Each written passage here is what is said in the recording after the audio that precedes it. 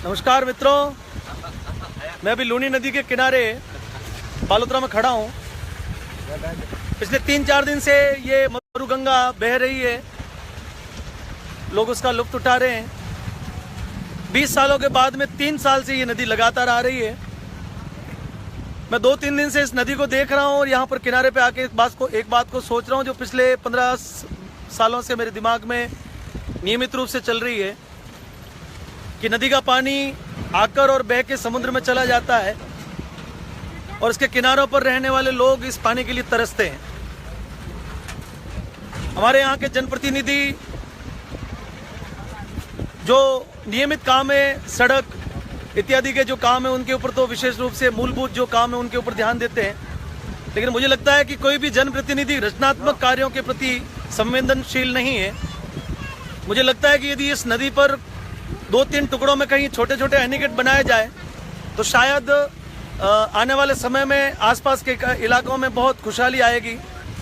नदी का पानी बह के व्यर्थ चला जाता है और इस व्यर्थ पानी को रोकने का कोई भी प्रबंधन शायद आज तक के किसी भी जनप्रतिनिधि ने इसके बारे में न तो सोचा होगा।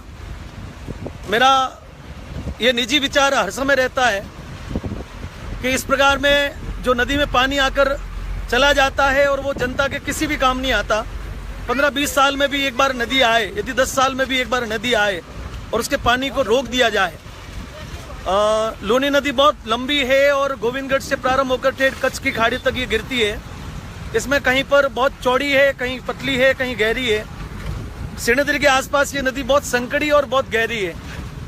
3-4 साल पहले मैंने एक रिपोर्ट बना के प्रमुख लोगों तक पहुंचाई थी कि यदि कोई छोटा बांध या फिर छोटा एनीकट जिस प्रकार की सुविधा हो यदि इस नदी के बीच में कहीं बनाया जाए और 3-4 साल में एक बार भी ये नदी आए और उसका पानी जब अंतिम में कम गति उसकी हो जाए, जब पानी चल के लास्ट में 1-2 फीट रह जाए और उस नदी को यदि रोक दिया जाए उस पानी को और 3-4 फीट तक इस नदी को लगभग 100-150 किलोमीटर की दूरी पर यदि भरा जाए तो मुझे लगता है कि आने वाले समय में ये पानी जमीन में रिस के आसपास के 50-60 किलोमीटर के बहुत लंबे चौड़े दायरे को सिंचित कर सकता है। ये पानी धरती में उतरकर किसानों के लिए खुशहाली ला सकता है। मैं स्थानीय विधायक जी और हमारे यहाँ के मंत्री जी अमराराम जी के चौधरी जी के ध्यान में ये बात निश्चित रूप से दिलवाना चाहता हूँ कि आप विधानसभा में इस प्रकार का कोई प्रस्ताव पारित करें, प्रस्ताव को दें। सरकार करोड़ों रुपए ऐसी योजनाओं पर खर्च करती है जिन योजनाओं को कई बार कोई अर्थ नहीं निकलता, योजनाएं फेल हो जाती। करोड़ों रुपए, अरबों रुपए सरकार की ऐसी कई योजनाएं मैंने देखी है जिसपे करोड़ों रुपए लगे और सारी योजनाएं फेल हुई।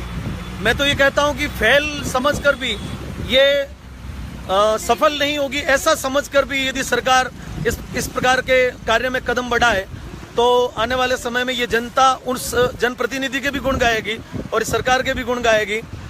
विशेष ऐसे भूवैज्ञानिकों की सलाह पर, इंजीनियर्स लोगों की सलाह पर कि इसका क्या हो सकता है, आने वाले समय में ये एनीकट किस प्रकार से बनकर तैयार हो सकते हैं। छोटा बांध भी बन सकता है जिसके जरूरत पड़ने पर उसके गेट खुल जाएं, अन्यथा जब जल स्तर ज्यादा हो तो वो बह के चला जाए।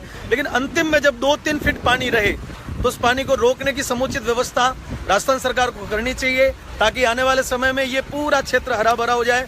और यदि ग्रीनरी हुई तो बारिश का जो रिसाइकलिंग का जो दौर है, क्योंकि जहाँ पर ग्रीनरी होती है वहाँ पर बारिश भी अधिक होती है।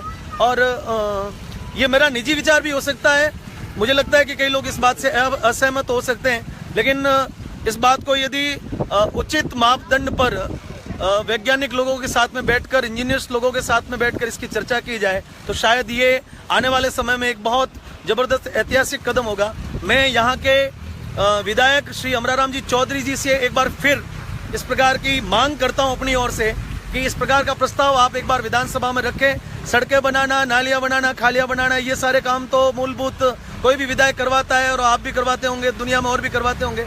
बायतू के विधायक श्री कैलाश चौधरी जी को मैंने पिछले साल इस बात के लिए कहा था, मैंने कहा कैलाश जी आप विधानसभा में मुख्यमंत्री जी के सामने इस प्रकार का कोई प्रस्ताव दें और उसके ऊपर विस्तृत चर्चा हो, इसका पूरा मुआयना हो। और मेरे मन में ये बात हर बार जब नदी आती है तो ये मेरे मन में ये प्रश्न जब तक पानी चलता है, मैं जब भी इस नदी को देखता हूँ, इस पानी को देखता हूँ, तो मेरे मन में ये रात दिन ही विचार आता है कि शायद आज तक या तो किसी ने सोचा नहीं, और सोचा हो तो किसी ने कदम नहीं उठाया। मुझे नहीं लगता किसी ने सोचा होगा, क्योंकि इस प्रकार के सकारात्मक काम राजनीतिक पदों पर जुड़े हुए लोगों के दिमाग में आते नहीं है, क्योंकि वो राजनीतिक खींचतान में लगे रहते हैं। अभी जैसे बालोतरा की स्थिति है तो लगभग पिछले 3 वर्षों से बालोतरा राजनीतिक खींचतान में ही लगा हुआ है, और कई लोग तो ये भूल भी गए हैं कि हमारे विधायक भी हैं। मुझे लगता है कि कई लोग तो मुझे कहते हैं कि वहां पर पोस्टर लगवाना पड़ेगा कि बालोतरा के विधायक कहीं खो गए हैं।